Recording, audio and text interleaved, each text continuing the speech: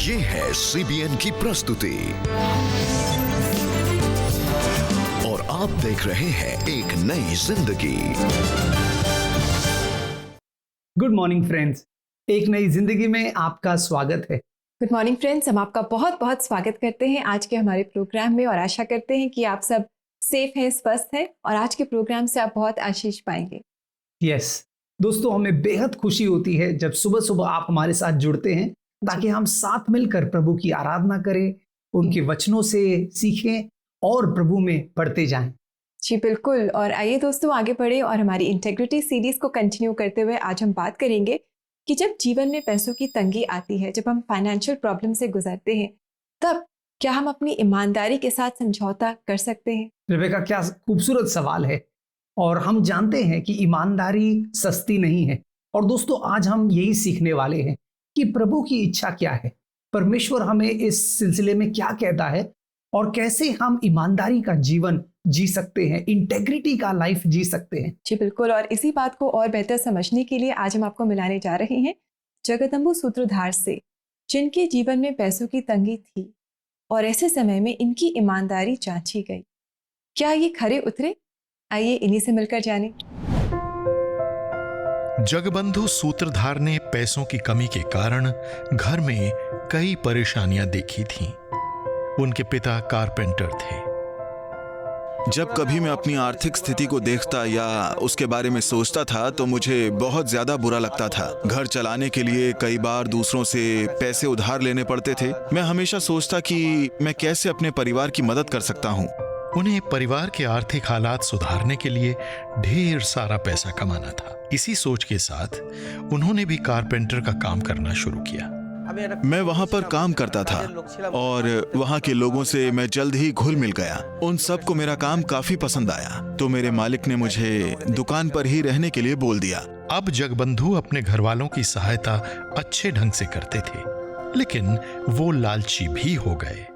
मैंने अपने मालिक को पता चलने नहीं दिया कि मैं चोरी करता हूँ और मेरा मालिक मुझ पर पूरा भरोसा करता था। मैंने चोरी की शुरुआत 8-10 रुपए से की, फिर महीने में कभी 800, 1200 और कभी कभार तो 2-2.5 हजार रुपए तक चुराता था।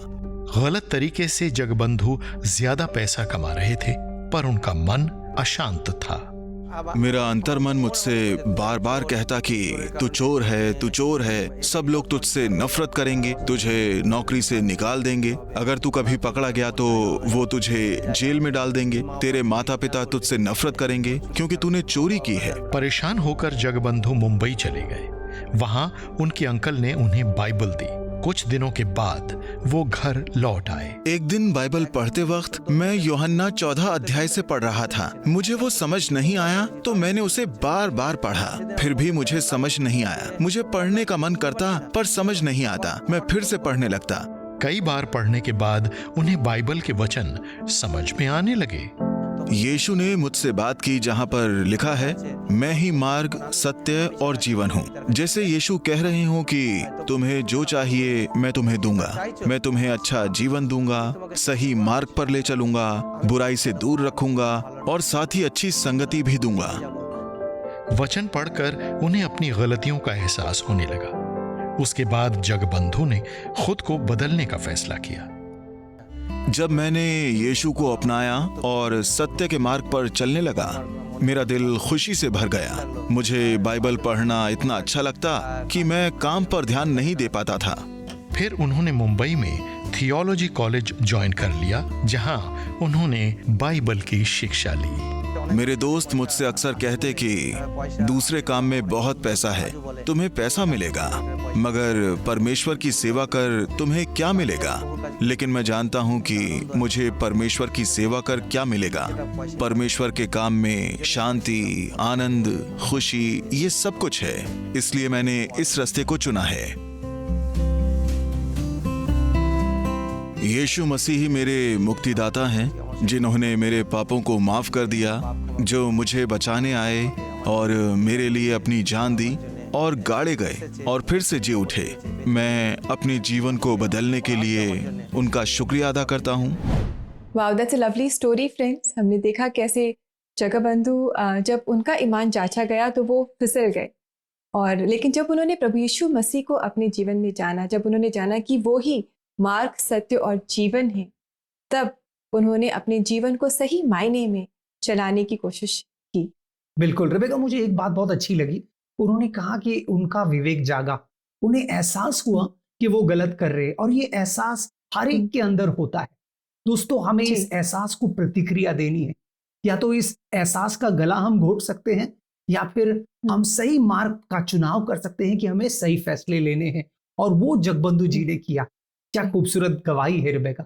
जी बिल्कुल, आशा करते हैं दोस्तों कि अगर आज भी आप भी ऐसे किसी चुनाव में हैं और आप नहीं समझ पा रहे हैं कि आपको क्या करना चाहिए, क्या नहीं करना चाहिए, तो इस कहानी ने आपको इंकरेज किया और आप वही करेंगे जिससे परमेश्वर को आपके जीवन से महिमा मिलेगी। बिल्कुल दोस्तों, कभी कभी हम सोचते हैं, हम चाहते हैं इंटेग्रिटी का जीवन जीना, हम सब चाहते हैं ईमानदारी का जीवन जीना, लेकिन कभी कभी शायद ये चुनौतीपूर्ण हो सकता है। शास्त्र में एक बहुत खूबसूरत कहानी है एक व्यक्ति की, जिसका नाम है जक्कई। जक्कई का मतलब है धार्मिक, लेकिन ये व्यक्ति जो था, ये अपने नाम के बिल्कुल विपरीत था। ये एक दगाबाज था, धोखेबाज था।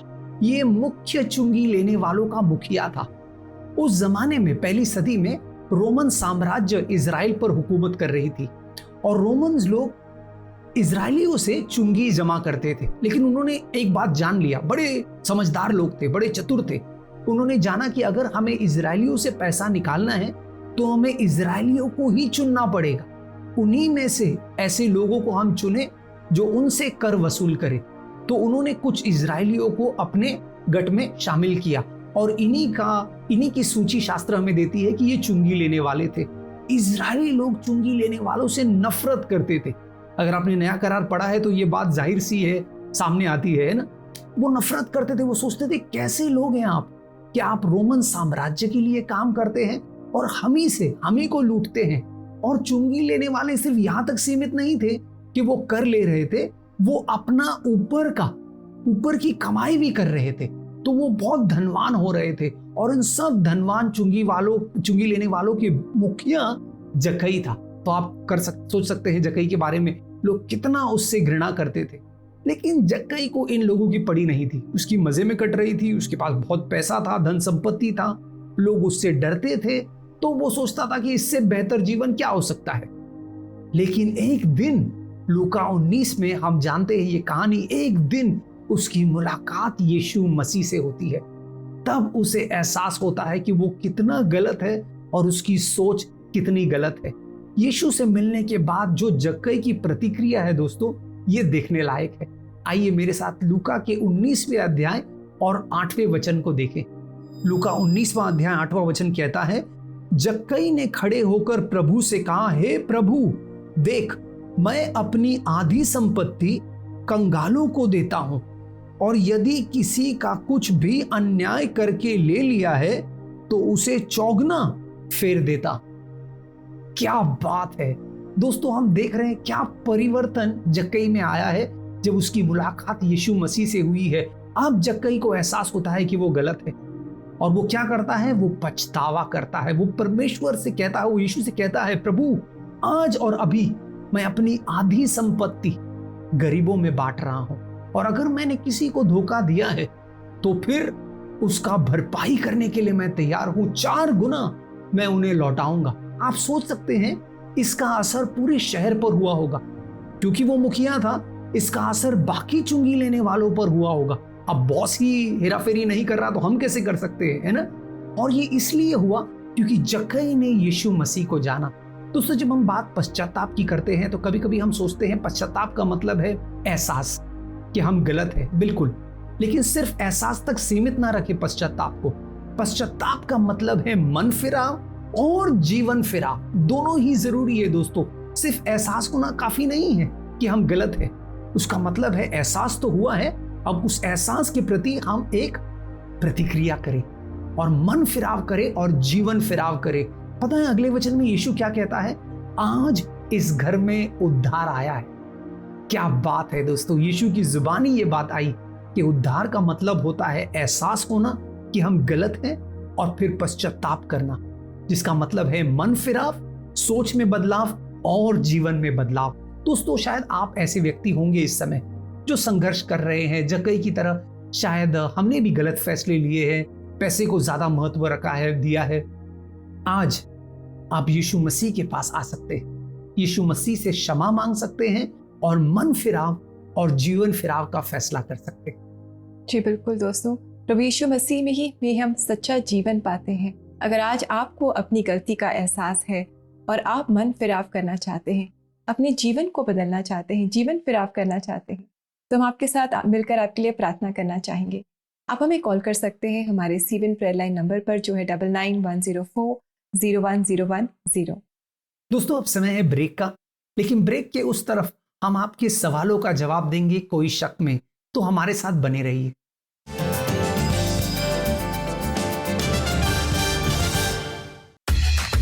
क्या आप अपने बच्चों के लेजर टाइम को प्रोडक्टिव बनाना चाहते हैं? Here is what we got for you, the Superbook app. I like the Superbook app because we can watch videos and play games in it. It's a very good tool to keep the kids engaged. It's nice to see him learning about the stories and the characters of the Bible. Learn while you play. तो इंतजार किस बात का? आज ही download कीजिए The Superbook app.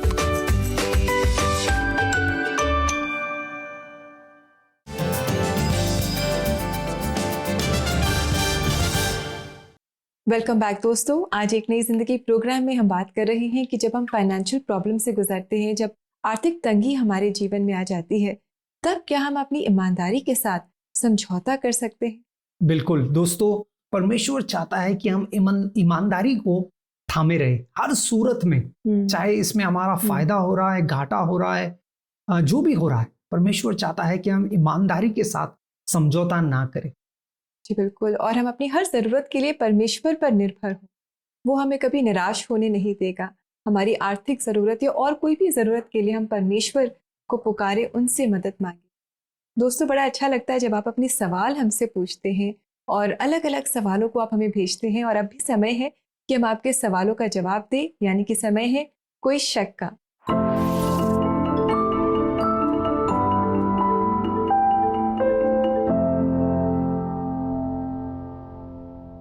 तो आइए देखिए आज का पहला सवाल जो हमें भेजा है गुरनूर ने, और ये कह रही हैं, मैं कैसे जान लूं कि मैं खुदगर्ज हूं? Very good question Gurnoor. जो सवाल आपने किया है, जवाब उस शब्द में ही है, खुदगर्ज में, जिसको हम अंग्रेजी में सेल्फिश कहते हैं, स्वार्थी। स्वार्थी में भी स्व आता है, यानी मैं। जब हम अपने आप को इतनी प्राथमिकता देते हैं कि हमारे फायदे से अगर किसी का नुकसान हो या फिर सिर्फ हम अपने ही बारे में सोचे, तो उसको हम खुदगर्जी कहते हैं। और परमेश्वर चाहता है कि हम दूसरों के लिए आशीष हो। जब परमेश्वर ने अब्राहम को आशीष दी, तो परमेश्वर ने सिर्फ अब्राहम तक आशीष सीमित नहीं रखा। परमेश्वर ने अब्राहम से कहा कि तू जगत के लिए आशीष बनेगा। तो हमें ये याद रखना है कि परमेश्वर ने हमें जगत के लिए आशीष रखने बुलाया है, होने के लिए। चाहे वो जगत हमारा पड़ोसी है, हमारे परिवारजन है, दोस्त है, या फिर कोई अजनबी है। परमेश्वर चाहता है हम खुदगर्जी का जीवन नहीं जिए, यानी कि सिर्फ हम अपने ही बारे में ना सोचे, लेकिन उनके बारे में भी सोचे। खासकर वो जो बदनसीब है, उनके बारे में भी सोचे। अगर प्रभु ने हमें बहुत दिया है, तो हम थोड़ा बहुत उनसे बांट सकते हैं। अगर आप ऐसा कर रहे हैं, तो आप बिल्कुल खुदगर्ज नहीं है।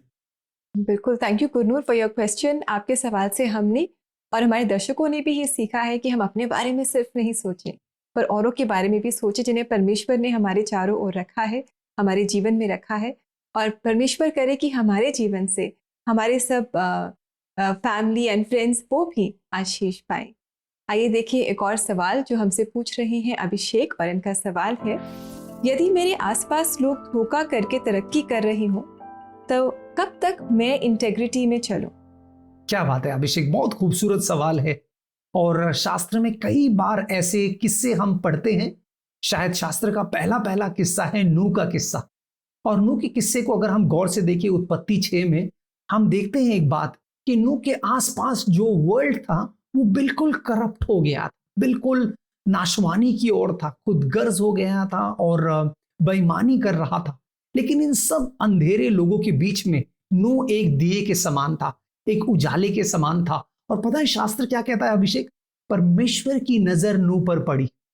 कितनी खूबसूरत बात है ना कि जब आप ईमानदारी का जीवन जीते हैं, चाहे आपके आसपास लोग कितना भी अंधकार की चीजें कर रहे हैं, धोखाबाजी कर रहे हैं, बेईमानी कर रहे हैं, कपट छल कपट कर रहे हैं, लेकिन आप नूह के समान एक उजाला बन सकते हैं। आपका जीवन उनके लिए एक उदाहरण बन सकता है। और याद रखिए, परमेश्वर ने नूह को त्यागा नहीं।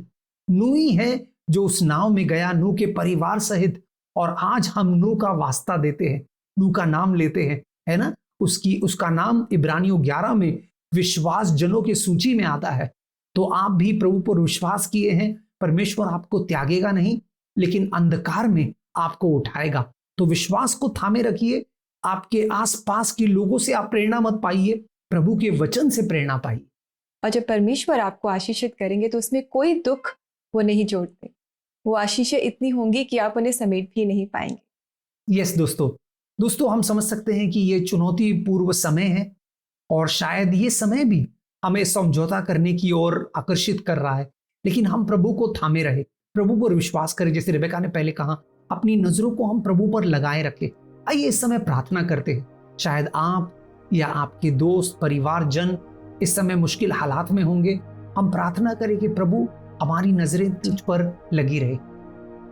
स्वर्गीय पिता, हम धन्यवाद देते हैं। धन्यवाद शास्त्र के लिए, तेरे वचनों के लिए, तेरी बातों के लिए। प्रभु, इस अंधेरे समय में तेरा वचन हमारे लिए दीपक है, हमारे लिए ज्योति है। प्रभु, हमें मार्गदर्शन मिलता है तेरे वचनों को जब हम पढ़ते हैं।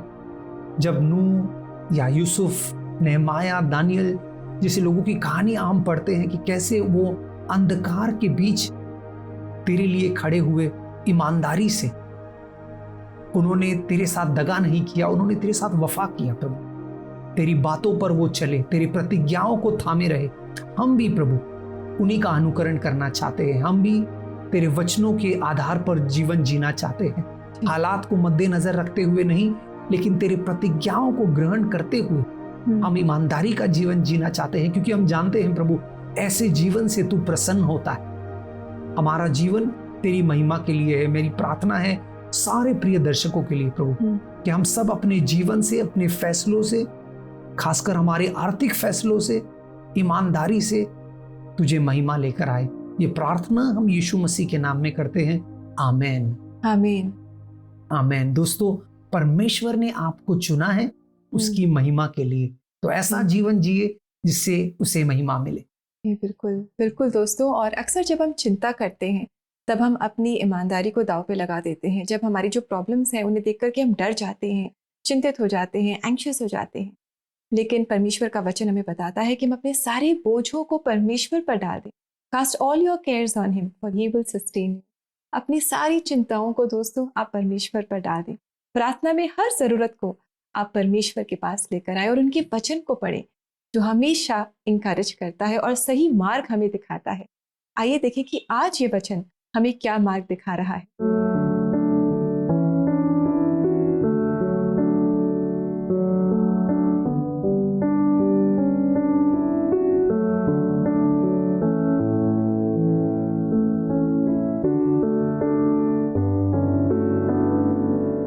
वाह, व्हाट अ ब्यूटीफुल प्रॉमिस जो परमेश्वर अपने वचन में हमें दे रहे हैं। राहुल, शायद अगर हम इस प्रॉमिस को अपने गांठ बांध लें तो हम कभी भटकेंगे नहीं, सही मार्ग से नहीं भटकेंगे, अपने जीवन में इंटेग्रिटी से शायद हम नहीं भटकेंगे। अगर हम ये जान लें कि जब भी हम सही मार्ग पर चलते हैं, सही काम करते हैं जो परमेश्वर को भाता है, तब परमेश्वर किसी भी आशीष को की कमी हमारे जीवन में नहीं होने देते। कितनी खूबसूरत प्रतिज्ञा है ये। वाकई में दोस्तों, इसको थामे रखे।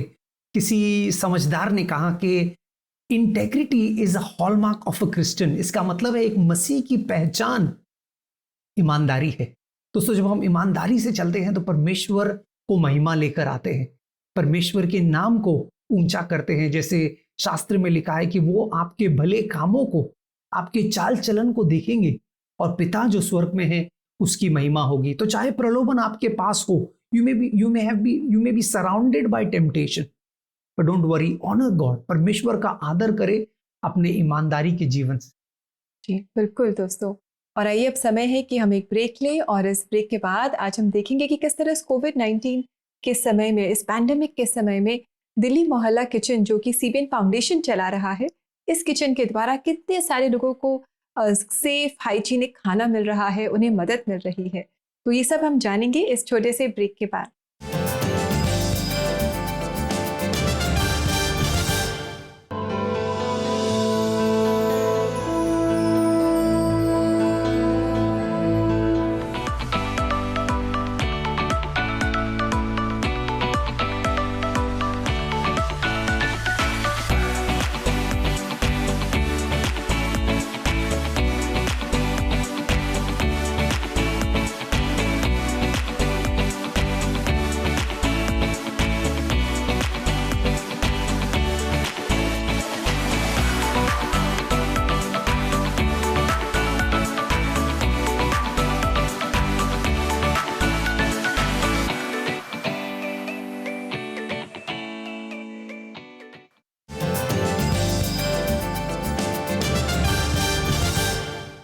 वेलकम बैक दोस्तों।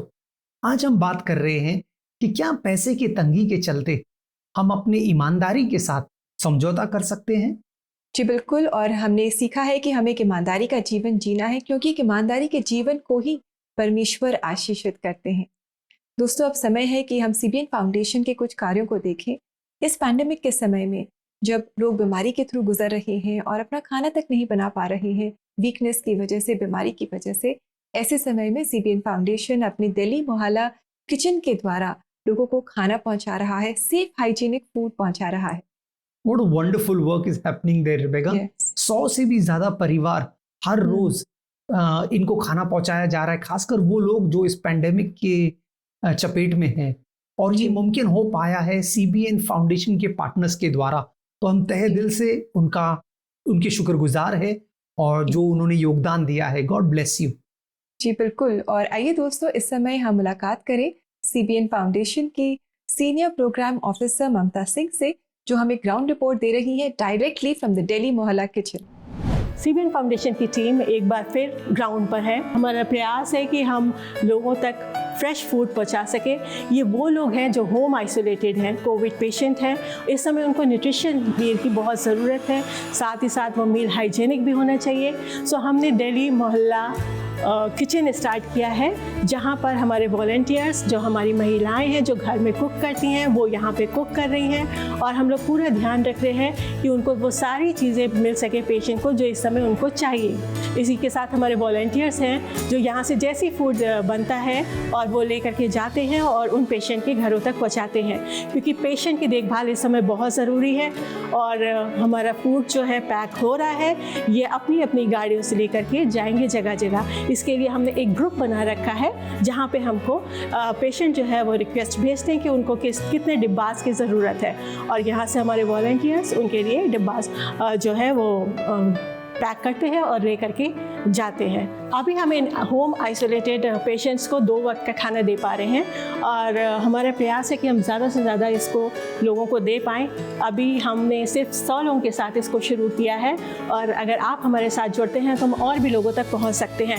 बहुत सारी ज़रूरत है लोगों को, और लोग बहुत परेशान हैं। आप हमारे वेबसाइट पर जा सकते हैं, CBN फाउंडेशन www.cbnf.org पर, और वहाँ पे जाकर के आप हमको सपोर्ट कर सकते हैं, हमारी मदद करिए ताकि हम और लोगों तक ये भोजन को पहुँचा सके और लोगों की मदद कर सकें।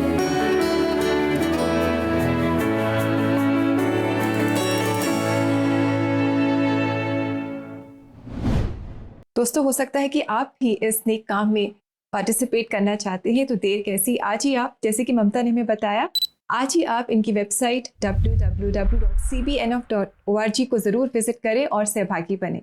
बिल्कुल दोस्तों, आपकी स्क्रीन पर दिखाए जा रहे कोड को आप स्कैन कर सकते हैं और अपना डोनेशन भेज सकते हैं।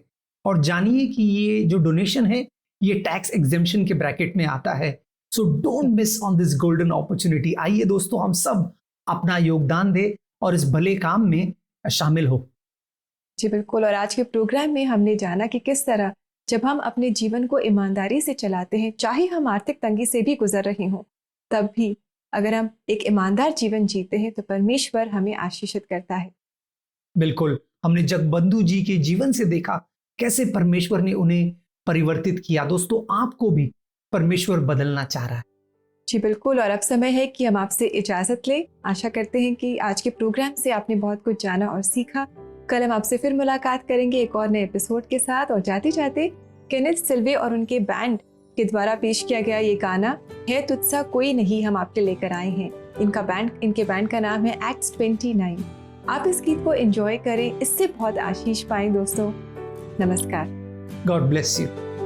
तेरी जय होवे सदा, सनातन तक तू राज करे, है तुझ सा कोई नहीं। सिंहासन पे विराजमान, धरती गाए तेरी गुणगान, है तुझ सा कोई नहीं। घुटनों पे आते हैं जय तेरी, गाते हैं घुटनों पे आते हैं जय तेरी, गाते हैं। तू महान महान महान है, तू महान महान महान है तुझ सा कोई नहीं। तू महान महान महान है, तू महान महान महान है तुझ सा कोई नहीं।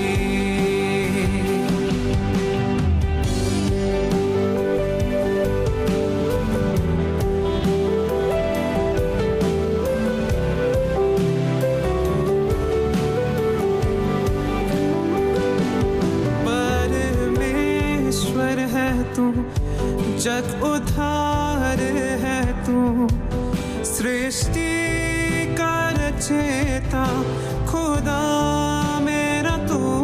परमेश्वर है तू, जग उद्धार है तू, सृष्टि का रचयिता खुदा मेरा तू। अल्फा है तू, ओमेगा भी तू, सारे मंडल का बादशाह है तू।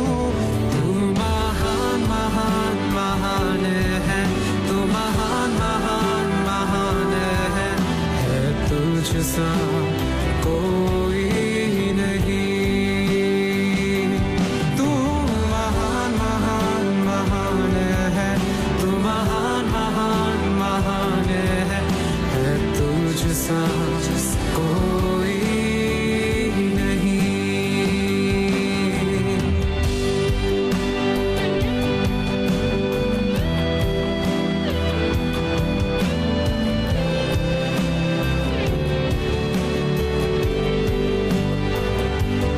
जिसने देखा यीशु तेरी ओर, पाएगा शिफा तुझसे वो। यहोवा राफा इलोहीम है तू, संग रहने वाला खुदा है तू। तू महान महान महान है, तू महान महान महान है तुझ सा कोई नहीं। तू महान महान महान है, तू महान महान महान है तुझ सा कोई नहीं। तू महान महान महान है, तू महान महान महान है तुझ सा कोई